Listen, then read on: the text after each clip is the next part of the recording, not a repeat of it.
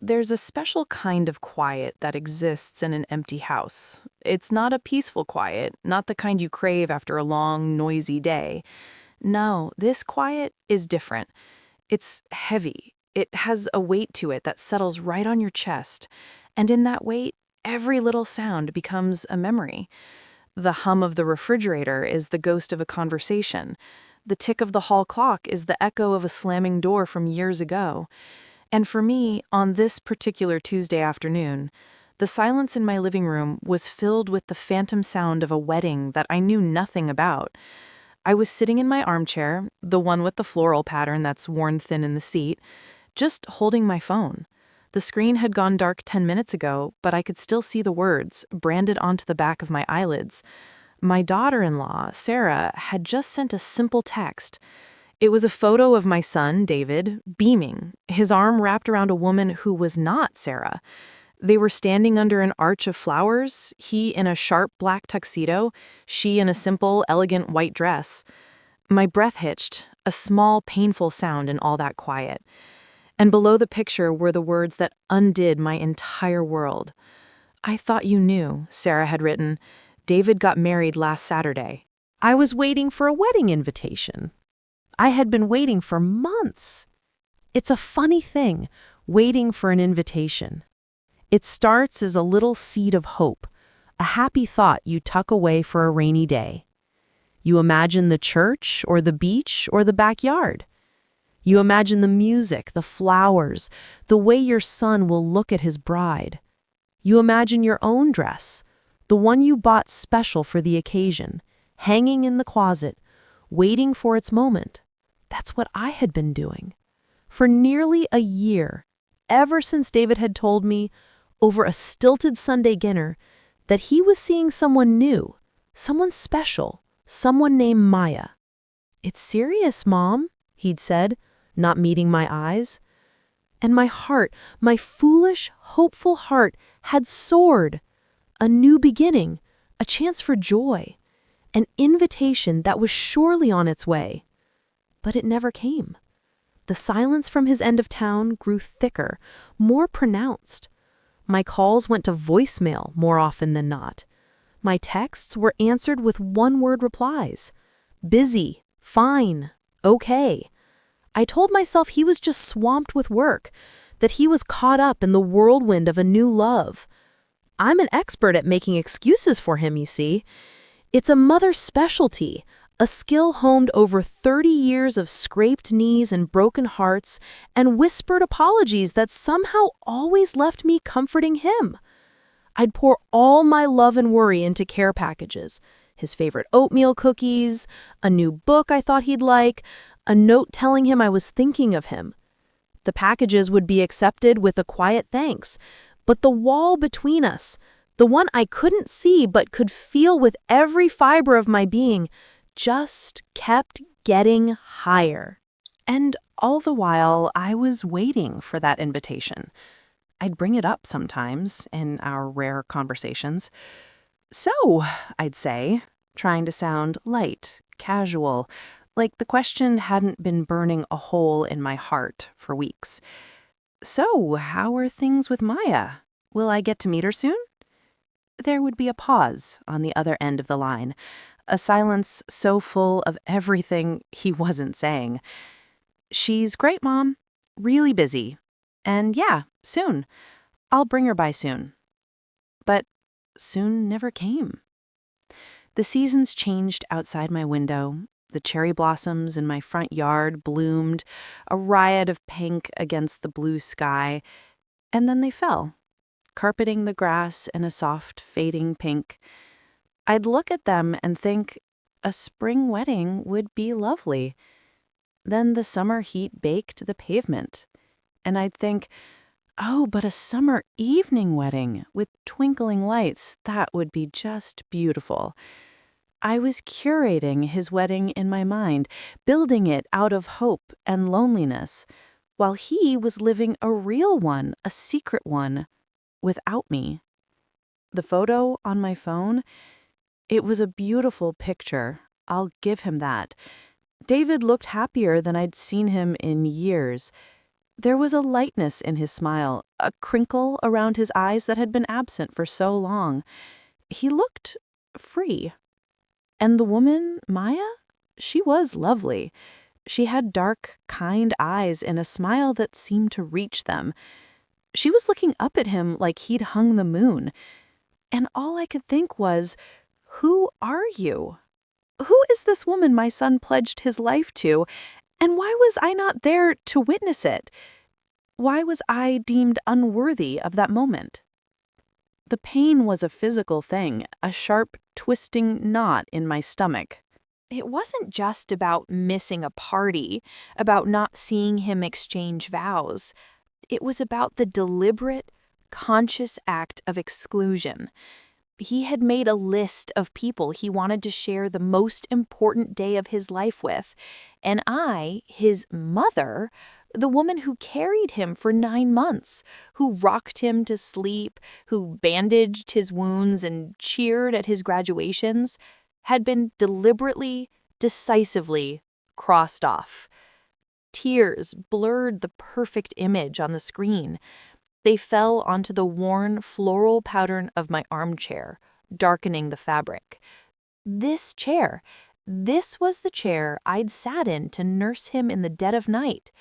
This was the chair where I'd read him Goodnight Moon so many times I could still recite it from memory. This was the chair where I'd held him when his father, my Michael, passed away, when his 14-year-old body shook with sobs that seemed too big for him. I had been his anchor, his constant, and now I was nothing. The silence in the house wasn't just quiet anymore. It was a verdict. It was the sound of my own irrelevance. I sat there as the afternoon light began to fade, painting the room in long, melancholy shadows, just holding the phone, waiting for an invitation that I now knew had never been printed, for a day that had already passed me by.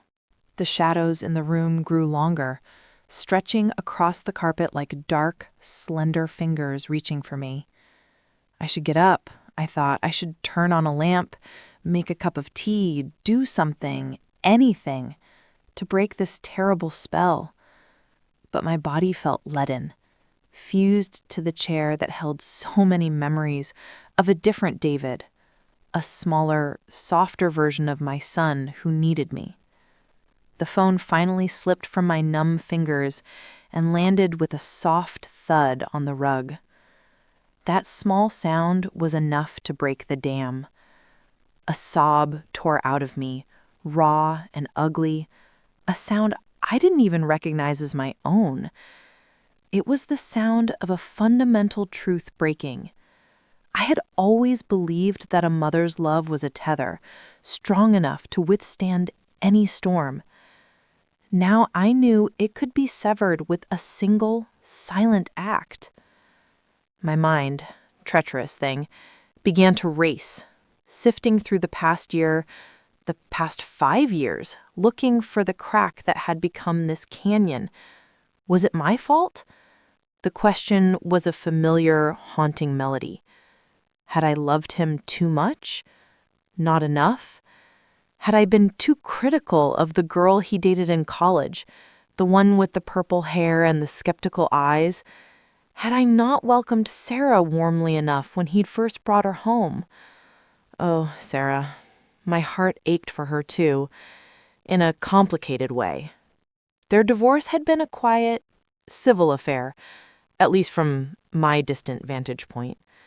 But I knew it had hollowed him out. He'd become quieter, more withdrawn, building his walls higher and thicker.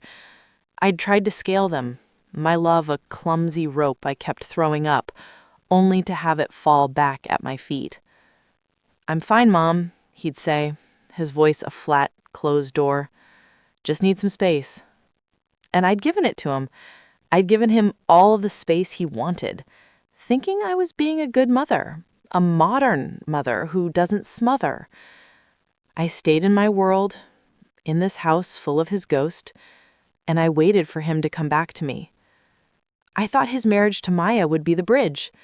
I thought a new love would open him up again, make him remember the boy who used to tell me everything. Instead, it became the final brick in the wall. He had built a new family, a new story, and there was no room for me in it. The realization was a cold, sharp blade. He didn't just not want me at his wedding, he didn't want me in his life. The room was almost dark now. I could see the faint, ghostly reflection of my own face in the black screen of the television. An old woman, alone, crying in the dark. It was a pitiful image. A surge of something else. Anger, hot and sharp, pierced through the grief. How could he? After everything? After all the sacrifices, all the sleepless nights, all the worries that gnawed at you in the small hours of the morning, how could he just erase me? Did my years of love count for nothing? The anger felt better than the hurt. It was a fire in my veins, burning away the helplessness. I wanted to call him right then, to scream down the phone, to demand an explanation, to make him feel even a fraction of the pain he had caused me. My hand trembled as I reached for the phone again. My thumb hovered over his name in my favorites list. My boy, it said, a title I'd given him the day he left for college. I pressed it. It rang once, twice, and then went to voicemail. His cheerful, recorded voice filled the dark room. "Hey, you've reached David. Leave a message." It was the voice he used for the outside world, the one that didn't belong to me. The sound of it, so normal, so utterly oblivious to the wreckage he'd left in my living room, extinguished the anger as quickly as it had come. What would I even say? What words could possibly contain this ocean of pain? A beep sounded, prompting me to speak. I opened my mouth, but no sound came out. Just a ragged, broken breath. I ended the call and let the phone fall back into my lap. The anger was gone, leaving only a vast, empty sorrow in its wake. I thought of Michael then. My Michael. He would have known what to do. He was always the calm one, the steady hand on the tiller in our family's stormy seas. He could talk to David in a way I never could, with a quiet word, a shared look, a joke that would dissolve the tension. When cancer took him, it wasn't just my husband who died, it was the translator between me and my son. David was only 14. He watched his strong, vibrant father fade away in this very house, and a part of him, I think, never forgave the world for that. And maybe a part of him never forgave me for living when his father did not. It was an irrational thought, one I'd never dared to speak aloud, but it had lived in the shadowy corners of my heart for years. Had I failed him after Michael died? Had my own grief been so all-consuming that I'd left my boy to navigate that darkness alone? The questions were old, worn smooth from handling, but tonight they felt fresh and sharp, each one a new cut. I finally pushed myself up from the chair. My joints ached, protesting the long stillness. I didn't turn on the lamp. I walked through the familiar darkness of my home, my hand trailing along the wall, past the framed photos that charted our history. David as a gap-toothed 7-year-old. David in his high school graduation gown, his arms slung around my shoulders. David and Sarah on their wedding day, a wedding I had been invited to, a day full of so much hope. I stopped before that last one. I looked at my own face, younger, smiling, so blissfully unaware of the quiet sorrows that lay ahead. I had worn a lavender dress that day. I remember David telling me I looked nice. It was one of the last times he'd offered me a compliment so freely. I reached out and gently, with the tip of my finger, traced the glass over his smiling face. "Oh, David," I whispered into the silent house, "what did I do? Where did I lose you?" The whisper hung in the air, a ghost in the hallway, and with it came a memory, so vivid it was like stepping through a door in time. It was a few months after Michael's funeral. The house was still too quiet, but a different kind of quiet. A hollowed out, aching silence where a booming laugh used to live. David was 15, and a storm cloud had taken up permanent residence on his face. He'd come home from school, slam the door, and go straight to his room. No more, "I'm home, Mom," echoing through the house. That particular evening, I had made his favorite meatloaf, a recipe his father had loved. A peace offering, a desperate attempt to summon some semblance of our old life to the dinner table. He pushed the food around his plate, his shoulders hunched, a fortress of teenage misery. "How was school, honey?" I asked, my voice too bright, too brittle. He didn't look up. "Fine." "Did you finish that history report?" A shrug. "David, please, talk to me. I'm here." That's when he looked up, and his eyes weren't those of my sweet boy. They were full of a cold, flat anger that made my breath catch. "Talk about what, Mom?" he'd said, his voice low and sharp. "What is there to talk about? He's still dead. Talking doesn't change that." And then the words that had haunted me for 15 years. "You don't get it. You just cook and clean and act like everything's normal. You didn't love him like I did." The memory was a physical blow. I leaned against the wall, the cool plaster a relief against my hot forehead. You didn't love him like I did. Is that what he truly believed? All these years? That my grief was less than his because I kept the house running? Because I put food on the table? Because I didn't have the luxury of collapsing into my anger? I had to be the anchor. I was all he had left. But he didn't see an anchor. He saw a robot going through the motions. He saw a betrayal of his father's memory by the simple, brutal act of moving forward, one agonizing step at a time. And in that moment, standing in the dark hallway, a terrible, clarifying thought dawned on me. This wasn't about Maya. This wasn't about a wedding.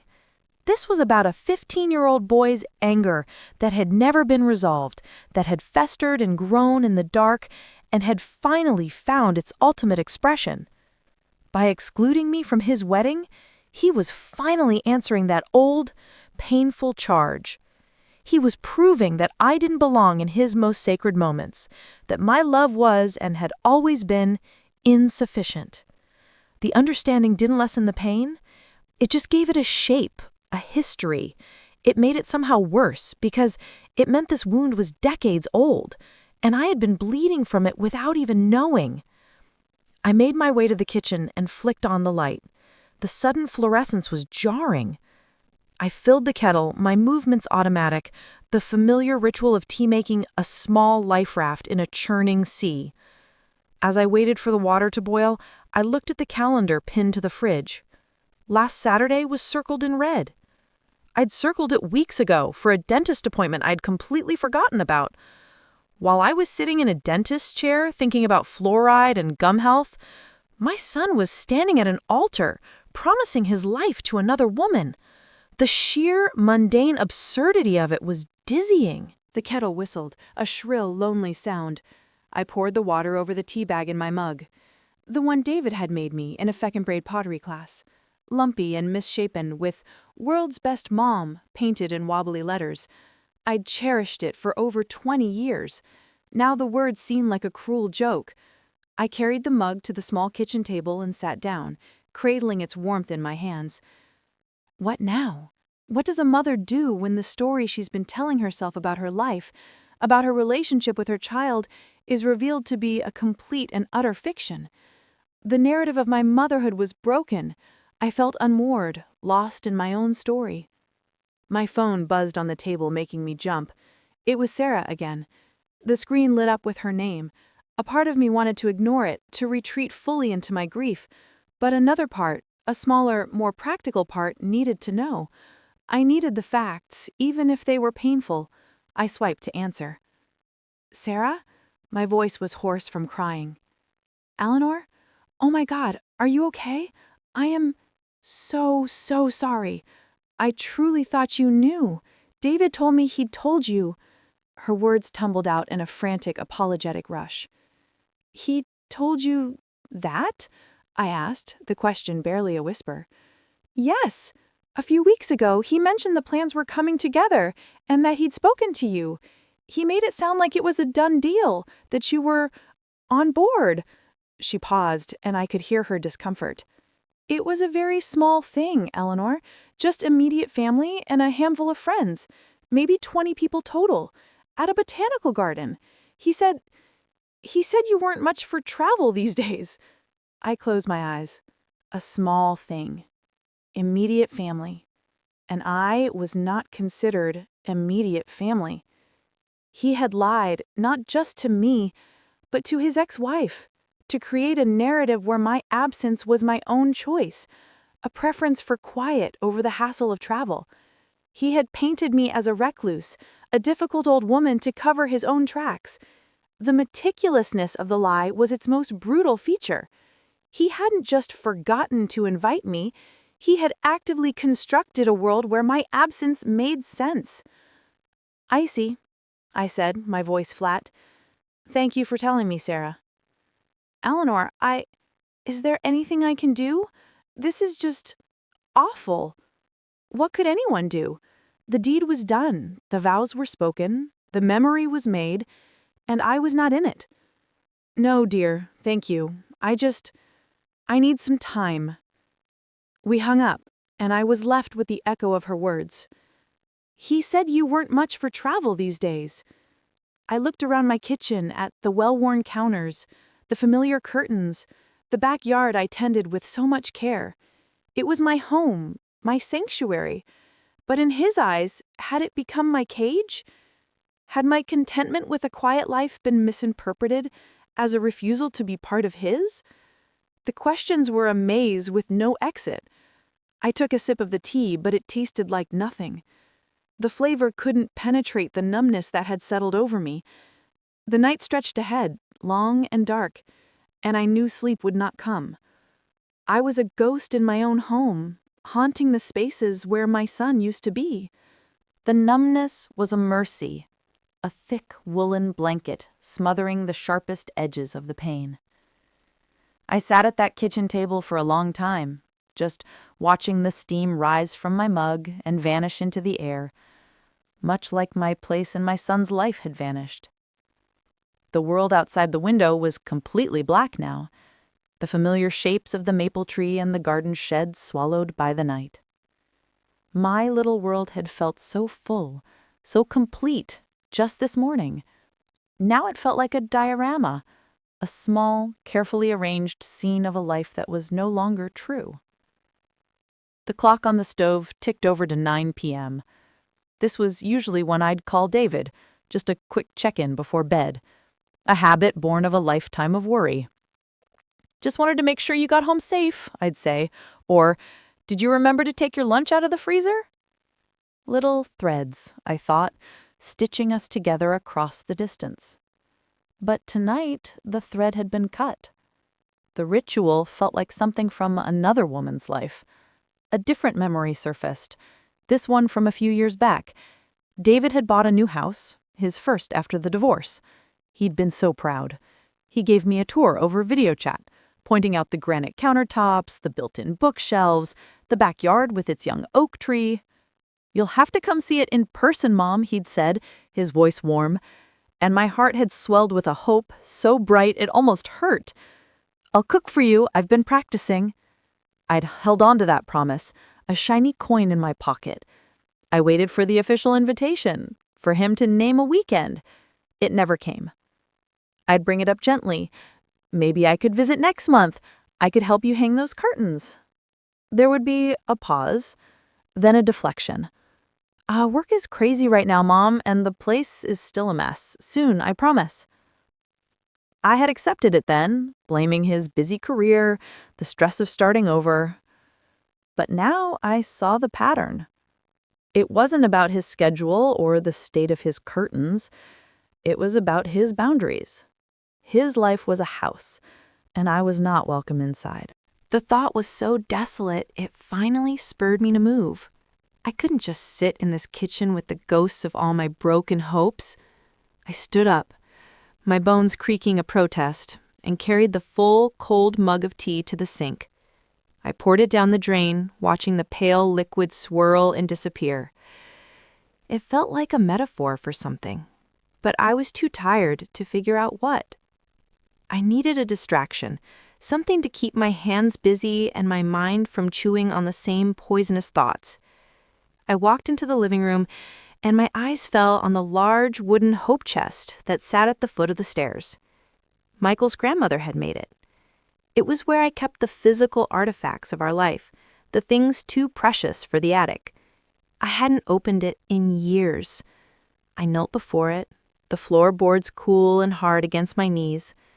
The latch was stiff, but it gave with a familiar metallic groan. The scent that wafted out was a time machine. Cedar and old paper and the faint, sweet trace of baby powder.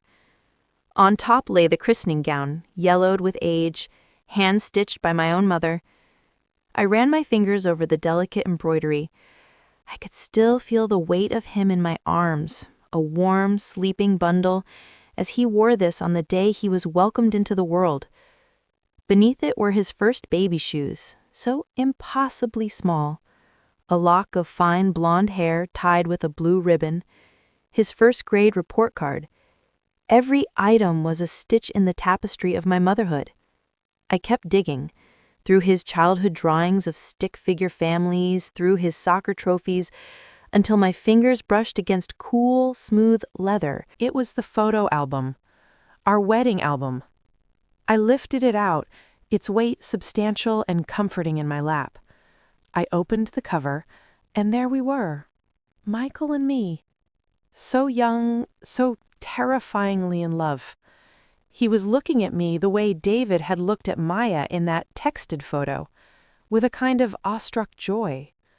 I turned the pages, the plastic crinkling over images of our parents, our friends, all the people who had gathered to witness the start of our life together. My own mother was there, her face puffy with happy tears, clutching my father's arm. Even through the faded color of the photograph, I could feel the warmth of that day, the sense of being surrounded, upheld by the love of those who mattered most. And that's when the true, devastating contrast hit me. My son's wedding day had not been like this. There had been no gathering of clans, no blending of families. It had been a secret, a closed circle. He had chosen to begin his marriage not as a new branch on a family tree, but as a solitary sapling planted in hidden soil. He hadn't just excluded me, he had excluded the very idea of a past, of a history, of a family that stretched beyond himself and Maya. He was trying to start from zero, and in doing so, he had made my entire life's work, the family I had built with Michael, feel like a canceled project. A wave of heat rushed up my neck to my face. This wasn't just hurt anymore. This was a profound, fundamental rejection of everything I was, everything our family had been. The numbness shattered, and in its place rose a clean, sharp anger. This was wrong. It was cowardly. He didn't get to erase me. He didn't get to rewrite our history because his version of it was too painful for him to bear. I looked down at the young, hopeful face of my husband in the photograph. "Oh, Michael," I whispered, my voice cracking. "I have failed you. I have failed our son." But another, stronger voice inside me, one that sounded strangely like my own mother, said, "No, this is not your failure to own." The anger was a clean fire, burning away the self-pity and the desperate, clawing questions. It didn't erase the pain, no, but it gave me a spine. I would not spend the night weeping on the floor. I gently closed the photo album, the faces of my past a silent counsel of strength, and placed it back in the hope chest.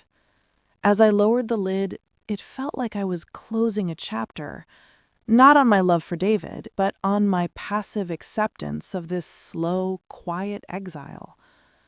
He had made a choice, a conscious adult choice, and it was time for me to make one of my own. I would not chase him. I would not bombard him with tearful voicemails or pleading texts. That was the old pattern. His withdrawal, my frantic attempts to bridge the gap. That ended tonight. I stood up, my knees protesting, but my resolve felt new and steady.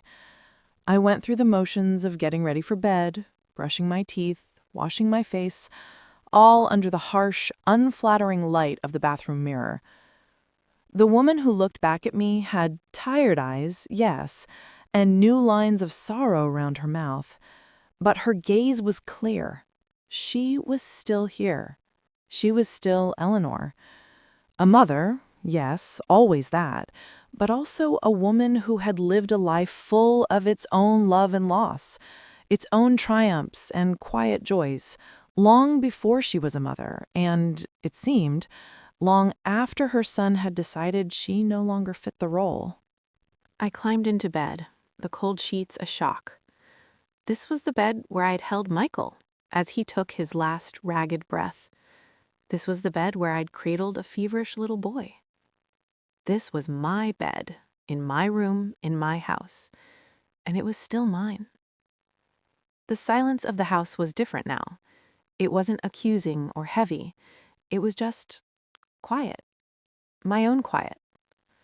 I lay there in the dark, not fighting the thoughts anymore, but letting them come. The image of David and Maya smiling under their flower arch, the memory of his 15-year-old anger, the sound of Sarah's apologetic voice. I observed them like stones in a river, letting them flow past me without getting swept away. The central, undeniable fact remained. My son had gotten married, and I had not been there. There was no changing that. The question was, what was I going to do with that reality? Sleep eventually came, a black and dreamless respite. When I woke, the morning light was filtering through the blinds, painting stripes across the quilt. The grief was there, waiting for me, like a cold spot on the floor, but the sharp, panicked edge was gone. It had settled into a deep, chronic ache, a companion I would have to learn to live with. I made coffee, the rich, bitter smell a small comfort. I took my mug and sat on the porch steps, something I hadn't done in a long time. The air was cool and fresh, and the birds were staging their usual morning riot in the cherry tree. Life was going on, insistently, beautifully, outside my personal tragedy. It was there, watching a robin tug a worm from my lawn, that a new thought emerged. One so simple and so profound, it almost made me drop my mug. All these years, I had been trying to fix a broken thing. I had been trying to glue the pieces of our relationship back together, to return us to some imagined perfect past. But what if it wasn't broken? What if it had just changed, evolved into something I didn't recognize and didn't like? My love for him was a constant, but the form of our relationship was not. He was no longer my little boy. He was a man, a husband, who had made a series of choices that deliberately carved me out of his narrative.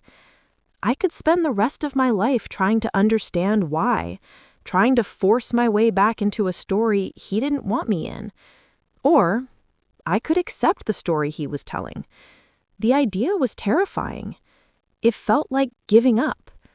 But another part of me, the part that was tired of carrying the weight of his anger and my own confusion, recognized it as a form of surrender. That was also a form of liberation. I could surrender my idea of what a mother and son should be. I could let go of the desperate need for his approval, for his inclusion. It didn't mean I stopped loving him. It meant I loved him enough to stop demanding a version of him and a version of us that clearly caused him so much pain that he had to hide his wedding from me. The phone was inside, charging on the kitchen counter. I knew what I had to do. It wasn't about a confrontation. It wasn't about guilt. It was about acknowledgement. He had drawn a line in the sand. It was time for me to look at it and to stop trying to cross it. The coffee was finished, the mug cool in my hands, The resolve I'd felt was solid, but it was a quiet, somber kind of strength, the kind you find not in the heat of battle, but in the cold, clear light of the morning after. I went back inside, the screen door slapping softly behind me. The phone sat on the counter, an inert black rectangle that held the power to shatter my newfound peace. But it felt different now. I wasn't picking it up as a wounded mother seeking answers. I was picking it up as a woman acknowledging a new, painful reality. I didn't call. A phone call would be too much. His voice, my voice, the potential for more lies, or worse, a painful silence. Instead, I opened a new text message. My thumbs hovered over the keyboard. What could I say? A dozen drafts flickered and died in my mind.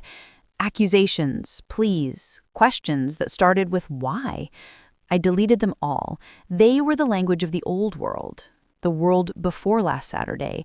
I needed to speak the language of the world as it now was. I took a deep, shaky breath and began to type, slowly, deliberately. David, Sarah told me your news. I saw the picture. You and Maya look very happy. I wish you both a lifetime of love and joy. I stopped, reading the words over. They were true. Despite the searing pain, I could see the happiness in his face. I did wish him joy. That part of a mother's heart, it seems, is indestructible. But it wasn't enough. I had to say the rest. I had to name the thing that had happened, or I would spend the rest of my life pretending it hadn't. I won't lie to you, son. The fact that you felt you couldn't share your wedding day with me is the deepest hurt of my life. I have spent the night thinking of little else, trying to understand what I did to make you want to exclude me so completely from such a sacred moment. My vision blurred with fresh tears, but I blinked them away. This wasn't about making him feel guilty. It was about stating my truth, plainly and without hysterics. I realize now that I must have failed you in ways I still don't fully understand. After your father died, I know I wasn't enough. I am so sorry for that. There, I had said it. I had given voice to the ghost that had haunted our hallway for 15 years. It was out in the open now, a stark, painful admission between us. I love you, David. That will never change. But I am going to respect the distance you have clearly needed. This is your life, and you have the right to share it with whomever you choose. I will always be here if you need me, but I won't be waiting by the phone anymore. With all my love, Mom. I read it through once, my heart hammering against my ribs. It was the most difficult thing I had ever written. It felt like I was signing a document that severed a vital cord, but it also felt honest. It felt clean. I pressed send before I could change my mind. The immediate silence that followed was agonizing. I half expected the phone to ring instantly, for him to yell or apologize or explain. But nothing happened. I placed the phone back on the counter and walked away from it into the living room. I needed to do something with my hands, to occupy the frantic energy that was buzzing through me. I decided to clean.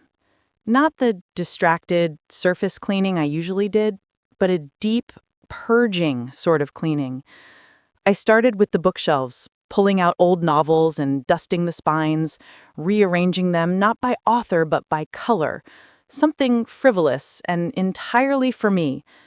I was reclaiming my space, my time, my mind. About an hour later, my phone chimed with a text. The sound was like a gunshot in the quiet house. I froze, a hardcover copy of To Kill a Mockingbird in my hand. My first instinct was to run to it, to devour whatever words he had sent. But I made myself breathe. I carefully placed the book on the shelf, aligning it just so with the other blue-spined books. I walked slowly, deliberately, back to the kitchen. The screen was lit. His name was there. I picked it up. Mom, I got your text. That was it. 4 words. No, I'm sorry. No explanation. Just an acknowledgement that he had received my nuclear missile of a message. A fresh wave of hurt washed over me, so potent it made me dizzy. I gripped the edge of the counter. Was that all? After everything? But then, as I stood there forcing myself to breathe, I realized something. His forward response was its own kind of honesty. It was him holding his ground. He wasn't offering easy comfort. He wasn't offering false promises. He was simply there, on the other end of the line. It was a start. It was the barest, most fragile of threads, but it was a thread. He hadn't blocked my number. He hadn't told me to leave him alone. He had simply said, "I got your text." It was a door, not slammed shut, but left open just a crack. And for now, in the devastating wreckage of everything I thought we were, that crack felt like everything. The days that followed were strange, like living in a house after a storm has passed through. The landscape was the same, but everything felt different, exposed and raw. The initial sharp agony had receded, leaving behind a dull, constant ache, a background hum of sadness that colored everything I did. I kept busy. I weeded the garden with a ferocity I didn't know I possessed, yanking out stubborn dandelions by their roots until my back ached and my hands were stained green. I cleaned out closets, filling bags for charity with clothes I hadn't worn in years, shedding a skin that no longer fit. I baked. Not the careful, thoughtful packages I used to make for David, but simple loaves of bread for myself, filling the house with the warm, yeasty smell of sustenance. I was rebuilding the rhythms of my life, but they were my rhythms now, not ones built around the hope of his call or the anticipation of a visit. His text, those 4 stark words, hung in the air between us. "Mom, I got your text." I didn't reply. There was nothing more to say. I had laid my truth on the table, and he had acknowledged its presence. That was the new, fragile foundation of our relationship. It was terrifyingly small, but it was solid. It was real. There were moments, of course, when the grief would ambush me. I'd be folding laundry and would come across an old t-shirt of his he'd left behind years ago, and the scent of him, long faded, would seem to linger for just a second in the fabric, and my knees would go weak. Or I'd see a father and a young son walking down the street, hand in hand, and a pain so acute would pierce my heart I'd have to stop and catch my breath. But the tears that came now were quieter, a release of pressure, not the frantic drowning sobs of that first night. About a week after I sent the text, the doorbell rang. It was a Tuesday morning. I wasn't expecting anyone. My heart, traitorous thing, immediately thought, "David." I smoothed my hair, took a deep breath, and opened the door. It wasn't David. It was a young woman, holding a small, tasteful cardboard box. She had kind eyes and a hesitant smile. "Eleanor?" she asked. "Yes?" "I'm Maya," she said softly. The world tilted. I must have swayed on my feet because her smile vanished, replaced by a look of concern. "I'm so sorry to just show up like this. May I come in for a moment?" I was speechless. I could only nod and step aside, holding the door open for my son's wife, the woman whose face I had only seen in a stolen photograph on a phone screen, was now standing in my foyer. She was more beautiful in person, with a quiet grace that seemed to fill the space around her. She held out the box. "I brought you these, from the wedding. David doesn't know I'm here." I took the box, my hands trembling. I led her to the kitchen, my mind a whirlwind. We sat at the same table where I had received the news of her existence. I placed the box between us, unopened. "Why are you here, Maya?" I asked, my voice steadier than I felt. She folded her hands on the table, her gaze direct and earnest. "Because what happened wasn't right," she said, her voice clear and firm. "And because I couldn't start my life with your son, couldn't build a family with him knowing that this chasm was here. It didn't feel like a clean start. It felt like a lie." Tears sprang to my eyes. Her honesty was a balm and a wound all at once.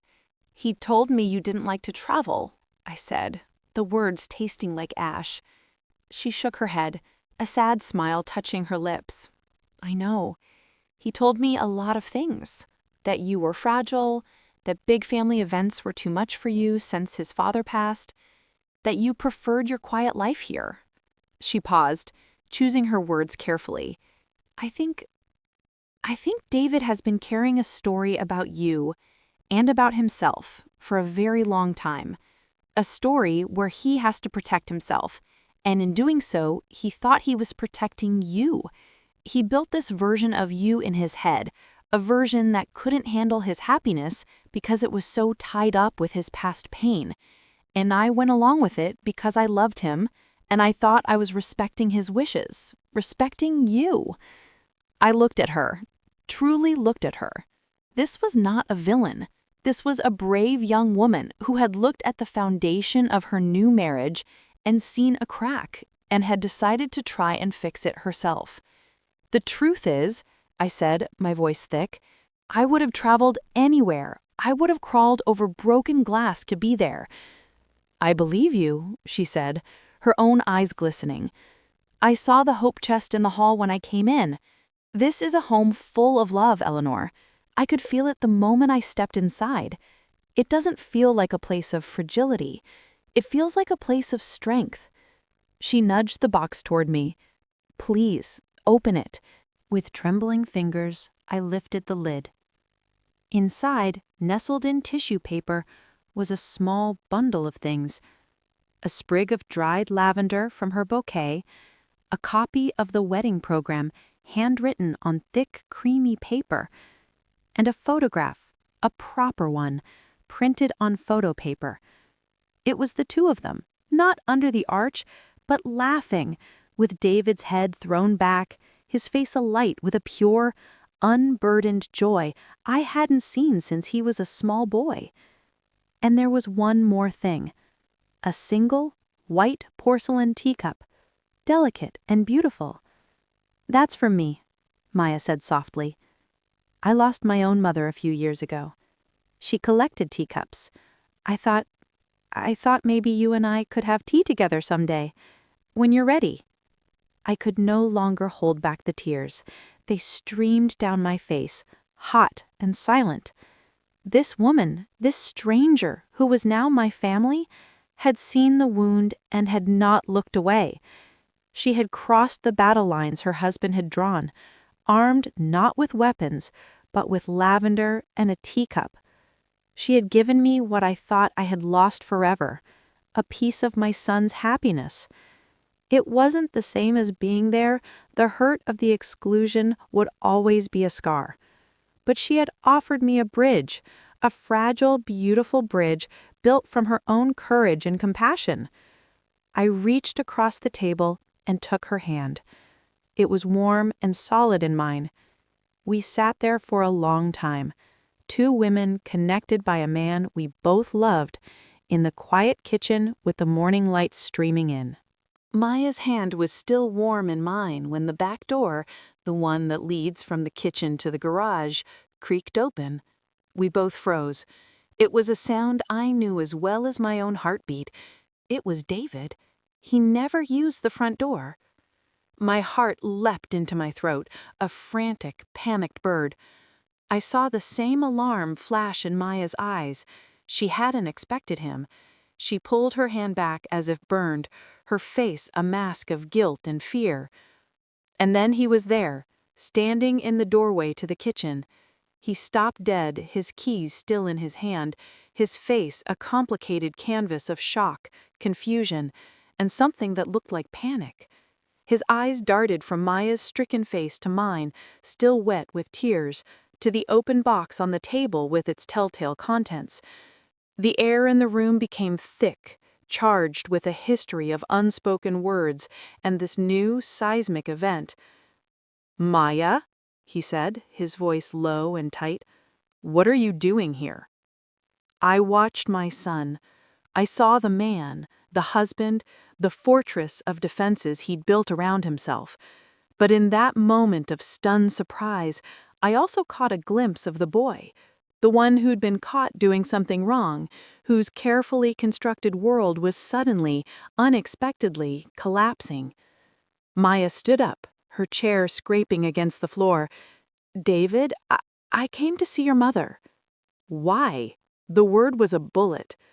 "Because it was the right thing to do," she said, and I heard a new steel in her voice.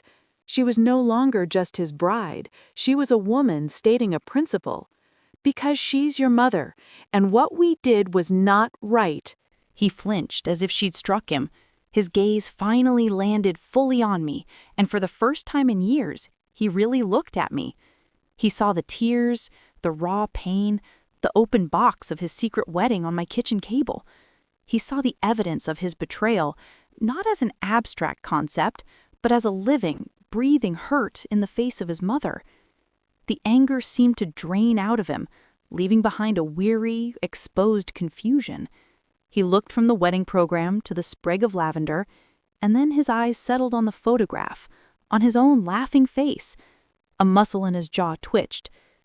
"You had no right," he said, but the words were directed at the floor, and they had no force behind them. "Someone had to, David," I said, my voice quiet but clear in the tense room. It was the first time I had spoken directly to him since this entire nightmare began. "Your wife had the courage to walk through a door you locked shut. She brought me a piece of your joy. Can you understand what that means to me?" He didn't answer. He just stood there, a man trapped between two women, between his past and his present. The silence stretched thin and painful. Maya looked at him, her expression a mixture of love and fierce determination. "I love you, David," she said, "but I won't build a life with you on a foundation of exclusion and secrets. A family isn't something you hide from. It's something you build with, even when it's messy, especially when it's messy." Her words hung in the air, a challenge and an invitation. I held my breath. This was it. This was the turning point I had never dared to hope for, precipitated not by my pleading, but by the moral clarity of the woman he had chosen. He finally lifted his head and looked at me, truly looked at me. I saw the 15-year-old's anger, yes, but I also saw the man's shame, and beneath it all, a flicker of the sun I remembered.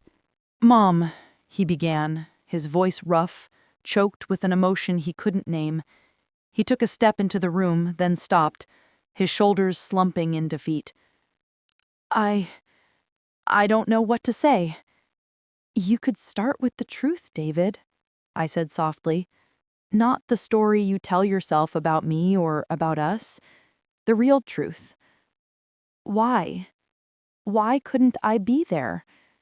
He ran a hand through his hair, a gesture of such profound weariness it broke my heart all over again. He looked from me to Maya, and then his gaze dropped back to the photograph of his own happy face, a happiness that had required my absence. The kitchen clock ticked, measuring the seconds of his silence. He was standing on a precipice, and we were all waiting to see if he would jump, or if he would turn and walk away, sealing our fate forever. The tick of the clock was the only sound, a metronome counting out the fragile seconds of our standoff. David's shoulders, usually so straight and sure, were slumped, as if carrying the weight of all the unspoken years. He didn't look at either of us, but stared at the photograph Maya had brought, at the ghost of his own unburdened joy. When he finally spoke, his voice was so low I had to lean forward to hear it, a broken whisper aimed at the floor. "It was because you would have been there," he said. The words made no sense. They hung in the air, nonsensical and cruel. I felt Maya shift beside me. as confused as I was. "What?" I breathed. He finally looked up, and his eyes were swimming with a pain so old and deep it seemed to have no bottom. "At my wedding, to Sarah," he clarified, his voice gaining a little strength, a terrible, grim clarity. "You were there. You were smiling. You looked so happy. And all I could think about was Dad. I looked at you, and I saw you there without him, and it felt like a betrayal. Like we were all just moving on, pretending he never existed." He swallowed hard, his Adam's apple bobbing. "And then, with Maya, it was the happiest I'd been since I was a kid, since before he died. And I couldn't stand the thought of you being there, being happy for me, because it would feel like we were finally truly leaving him behind, that I was leaving him behind. And if you were there, you'd see it on my face. You'd see that I wasn't thinking about him at all." The confession tumbled out, raw and illogical, and drenched in a grief I hadn't realized was still so potent in him. It wasn't about me. It never had been. It was about his father. It was about a 14-year-old boy who believed that to truly live, to truly love, was to betray the ghost of the man he idolized. He had exiled me to remain loyal to a memory. The intricate, painful logic of it unraveled in my mind, and my anger, my hurt, my sense of betrayal, all of it dissolved into a vast, aching pity. "Oh, David," I whispered, my own tears starting again. "My sweet, beautiful boy." He shook his head, a violent, rejecting motion. Don't you see? By not having you there, I could pretend it wasn't as real. I could pretend it wasn't as important as his wedding was. It was a way to keep that part of me safe." He looked at Maya, his expression pleading. "I thought if I kept it separate, this new happiness, it wouldn't taint the old one. I thought I was protecting it all." Maya moved then. She went to him, not with anger, but with a profound, gentle sorrow. She placed a hand on his arm.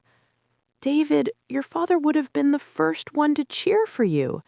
He would have been your best man. He would have been so proud of the man you've become." Her words, so simple, so true, seemed to be the key that unlocked a door deep inside him. A sob escaped his throat, a harsh, ragged sound. He didn't break down, but his rigid posture collapsed, and he leaned into her touch, his head bowing. I know that here," he tapped his temple, "but in here," he pressed a fist against his heart. "It felt like a sin to be that happy without him." I stood up from my chair. The space between us felt infinite and small all at once. I walked around the table until I was standing before my son. I could see the gray hairs at his temples that hadn't been there a year ago.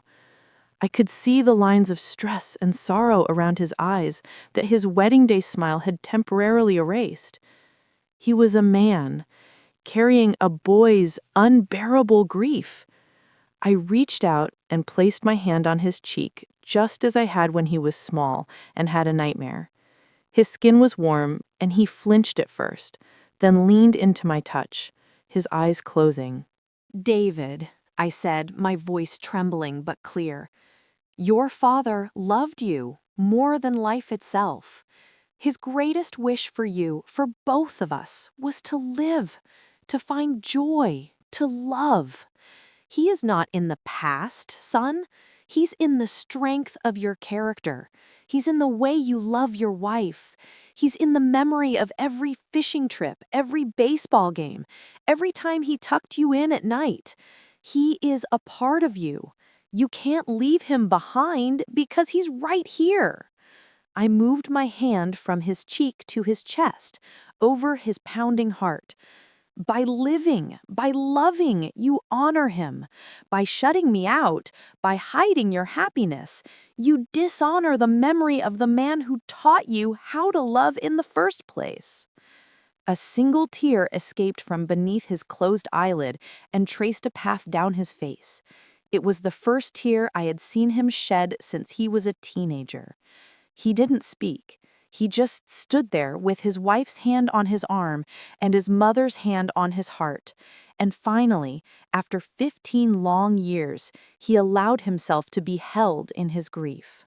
We stood like that for a long time, a silent, grieving trio in the sunlit kitchen. The air, which had been so thick with pain and misunderstanding, began to slowly clear. It was as if a fever had broken. David's quiet tears didn't last long, but the release they represented was monumental. He finally took a deep, shuddering breath, and when he opened his eyes, they were different. Still haunted, still sad, but the defensive wall that had been there for so long was gone. He looked stripped bare, vulnerable, and more like my son than he had in a decade. He looked from me to Maya, his expression one of dawning, horrified clarity. "What have I done?" he whispered, the question not directed at us, but at himself. "To you both. My God." He looked at the box on the table, at the artifacts of his secret wedding, and for the first time, he seemed to see them not as symbols of his new life, but as evidence of a profound wrong. "Maya, I am so sorry. I put you in an impossible position. I made you a part of this lie." Maya simply squeezed his arm. "We can fix it, David. It's not too late to start being honest." He then turned his gaze to me, and the full weight of his remorse was almost too much to bear. "Mom, I am so sorry. There are no words for what I put you through. The things I thought, the story I told myself about you, it was all a lie. A coward's lie. I was so afraid of the pain, I ended up causing so much more of it." He reached out and took my hand, his grip firm and real. "Can you ever forgive me?" The question I had been waiting for, dreaming of for years. And now that it was here, the answer was simple, rising from a place in my heart that had never been touched by his anger or his distance. "There is nothing to forgive, David," I said, my voice thick with emotion. "You were a boy who lost his father. You were in pain. I wish you had let me share it with you. I wish you had let me in." He nodded, a fresh wave of emotion washing over his face. "I know. I know that now." He took another deep breath, squaring his shoulders as if preparing for a heavy task. Would you like to see the rest of the pictures from the wedding?" It was such a simple offer, but it felt like the most significant peace offering in the world. He wasn't just sharing photographs. He was inviting me into the day, into the memory he had tried to keep from me. He was offering me a piece of his happiness, not through his wife, but from his own hands. "Yes," I said, my heart swelling with a fragile, hopeful ache. "I would like that very much." We moved from the kitchen to the living room, the three of us. David sat in the middle of the sofa, with Maya on one side and me on the other. He pulled out his phone, and for the next hour, we looked at his wedding. He showed me the small, sun-dappled clearing in the botanical garden. He pointed out Maya's aunt who had walked her down the aisle. He showed me the simple gold band he now wore on his finger. He told me about the vows they had written themselves, and his voice caught when he recounted his own, promising to build a life of honesty and courage. He was, in that moment, trying to live up to that vow. And I cried. I cried for the beauty of the day I had missed. I cried for the young man my son had become. I cried for the ghost of my husband who I knew would have been beaming with pride. But most of all, I cried with a sense of homecoming. I was finally being allowed to witness my son's life. It wasn't the same as being there, no. That particular loss would always have its own corner in my heart. But this sharing, this belated inclusion, was a balm that began to heal the raw, ragged edges of the wound. When we had looked at the last picture, a joyful, slightly blurry group shot of all 20 guests, David put his phone down and turned to me. "Mom," he said, his voice firm now, resolute, "I'd like you to come to dinner. At our house. This weekend. I'd like to cook for you. I'd like you to see our home. And I'd like you to really meet Maya." I looked at Maya, and she gave me a warm, genuine smile, nodding her encouragement. The invitation I had waited for years was finally here, offered not out of obligation, but from a place of hard-won honesty and a desire to truly reconnect. It was the beginning of a new story, one we would write together, with all its scars and its newfound grace. "I would love to, David," I said, and for the first time in a very long time, the smile that spread across my face felt real and whole and full of hope. And so I went to dinner. I put on the dress I'd been saving for a special occasion, the one with the little blue flowers, and I drove across town to a house I'd only ever seen on a video call. My hands were trembling on the steering wheel, a mix of nerves and a hope so delicate I was afraid to breathe on it too hard. When I pulled into the driveway, the porch light was on, a warm golden beacon in the creeping twilight. The young oak tree David had shown me was taller now, its branches stretching toward the sky. He was waiting at the door, and he didn't just wave me in. He came down the steps and opened my car door for me, a simple, old-fashioned gesture that felt like a poem. "Welcome, Mom," he said, and his voice was steady, his eyes clear. The house was lovely, warm and lived in, with books on the shelves and a comfortable clutter that spoke of a life being built together. There was a faint, delicious smell of garlic and rosemary in the air. And there, on the mantelpiece, right in the center, was the photograph Maya had brought me, the one of them laughing.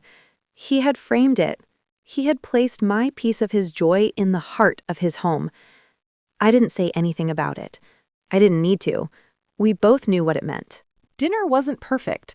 The chicken was a little overdone, the conversation sometimes stumbled into moments of quiet, and the ghost of the past still lingered in the corners of the room. But it was real. We talked about his work. We talked about my garden. We talked about Maya's job. It was all surface, but it was a surface we were building together, a new foundation to stand on. And then, as we were finishing the dessert Maya had made, a lemon cake that was tart and sweet all at once, David looked at me and said, "Tell me about Dad. At your wedding. What was he like that day?" The question was an invitation, a key to a room we had kept locked for so long. And so I told him. I told him how his father's hands had shaken so badly he could barely pin on my corsage. I told him about the way Michael had whispered a silly joke in my ear right before we walked down the aisle, just to make me laugh and calm my nerves. I told him about the way his father had danced with my mother, spinning her around until she was breathless and giggling. I didn't tell him the stories of a saint. I told him the stories of a man, a young, flawed, wonderful, nervous, joyous man, full of life and love. David listened, his eyes never leaving my face. He didn't look sad. He looked hungry.